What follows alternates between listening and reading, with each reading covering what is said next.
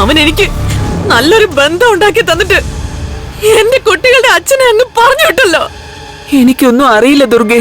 നിനക്കെല്ലാം അറിയാം. നീയും കൂടി ചേർന്നിട്ടായിരിക്കും ഇതെല്ലാം ചെയ്തത്. അയ്യോ, അച്ഛൻ മരിച്ച വേദനയില് നീറി നീറി കഴിയുന്ന കണ്ണനെ നന്നായിട്ടൊന്ന് ചികിത്സിക്കാൻ പോലും അയാള് സമ്മതിച്ചില്ല. മരുന്ന് മാറ്റിക്കൊടുത്ത് അവനെ തളർത്തി കിടത്തുമായിരുന്നു. എന്നിട്ടിപ്പ എന്തായി? നിന്റെ മോനും തളർന്നില്ലേ? ഇപ്പോഴും മോളിലോട്ട് നോക്കി കിടക്കല്ലേ? ഇനി കണ്ണൻ നിന്നോടൊന്നും ഒരു മനുഷ്യത്വം കാണിക്കില്ലടി. നിന്റെ മോനും ഭർത്താവിനും മാസാമാസം കിട്ടിക്കൊണ്ടിരുന്ന തുകയില്ലേ, അത് കിട്ടാൻ പോകുന്നില്ല. അതുപോലെ തന്നെ നീ കൊമ്പത്തെ ബന്ധം നോക്കി നടക്കല്ലേ നിന്റെ മോൾക്ക്. അവളെ മൂത്ത് നരച്ചിരിക്കത്തേ ഉള്ളടി.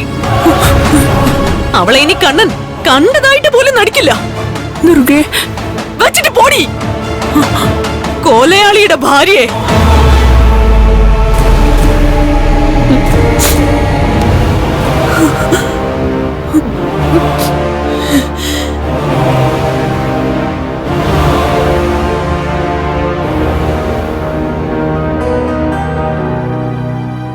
എന്തിനാണ് അമ്മ അമ്മയെന്ന് പറഞ്ഞ് വെറുതെ ചുണ്ടനക്കുന്നേ? പട്ടിണി കിടന്നങ്ങ് ചാക്. നിന്റെ അപ്പച്ചി ഉണ്ണി അറിഞ്ഞു ഉണ്ണിയുടെ അച്ഛൻ എങ്ങനെയാ മരിച്ചെന്ന്. എന്തായാലും നിന്റെ അച്ഛനെ ജയിലിലേക്ക് കൊണ്ടുപോയി ഇന്ന്. അത് നേരത്തെ വാർത്തയിലൂടെ നമ്മൾ അറിഞ്ഞതാ. ഒരു സമയത്ത് നിന്റെ അച്ഛൻ ഈ കുടുംബത്തിന് ഭാഗ്യമാണെന്നാ ഞാൻ കരുതിയത്. പക്ഷെ അങ്ങനെ അല്ലടാ, അയാൾ ഒരു ദുരന്തമാ. ഈ കുടുംബത്തിന്റെ ദുരന്തം. മാനം മര്യാദയ്ക്ക് ജോലി ചെയ്തിരുന്നെങ്കിലേ നിനക്കും അയാൾക്കും ഇപ്പൊ 5 അക്ക ശമ്പളം കിട്ടിയേനെ.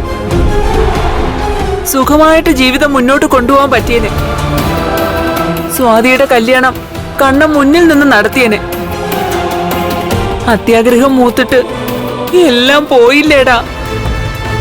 ഇനി കൈയും കാലും പിടിക്കാനായിട്ട് ഞാൻ അങ്ങോട്ടെങ്ങാനും ചെന്നാലേ ആ ദുർഗ വന്ന് എന്റെ മുഖത്ത് ചൂലെടുത്ത് അടിക്കും.